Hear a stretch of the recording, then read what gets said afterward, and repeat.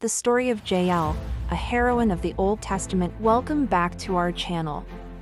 This is another suggested story, so our shout out goes to Ontario, Canada. Thank you for your recommendation.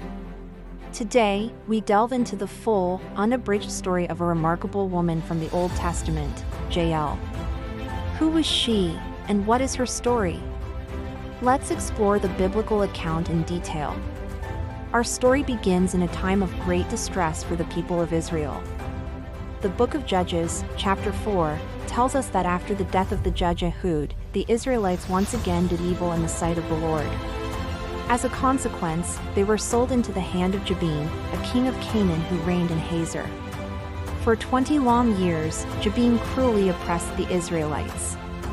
His power was enforced by his formidable army commander, Sisera, who commanded a fearsome force of 900 iron chariots.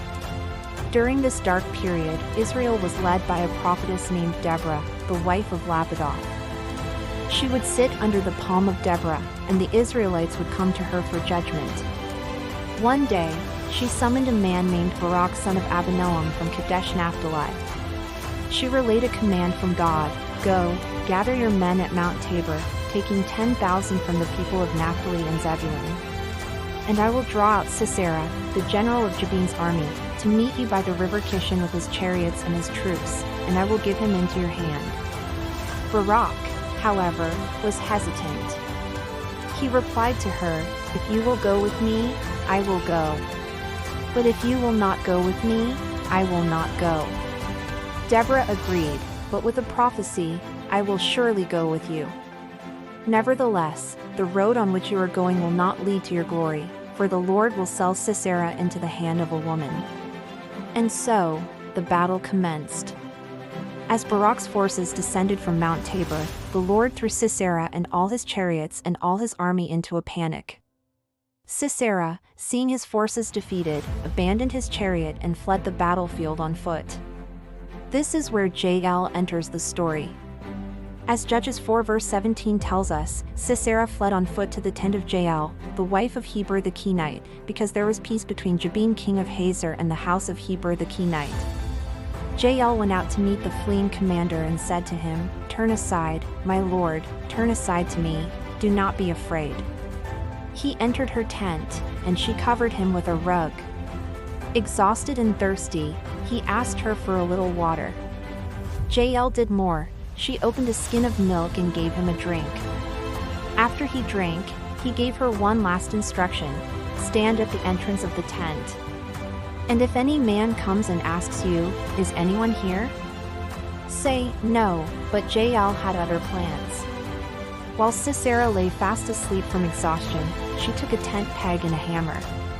Judges 4 verse 21 vividly recounts the moment. She went softly to him and drove the peg into his temple until it went down into the ground. So he died. Shortly after, Barak arrived in pursuit. Jael went out to meet him and said, "Come, and I will show you the man whom you are seeking." He entered her tent, and there lay Sisera, dead, with the tent peg through his temple. In the triumphant song of Deborah and Barak, recorded in Judges chapter 5, Jael is not condemned but celebrated as a hero. The song declares, "Most blessed of women be Jael, the wife of Heber the Kenite, of tent-dwelling women most blessed." He asked for water and she gave him milk. She brought him curds in a noble's bowl. She sent her hand to the tent peg and her right hand to the workman's mallet.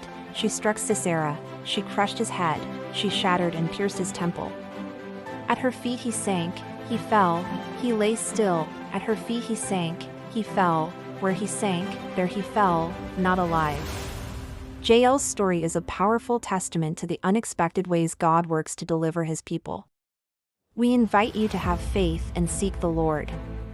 If you found this video insightful, please like, subscribe, and share your thoughts in the comments below. Let us know where you're tuning in from for a shout out in our next video. God bless you.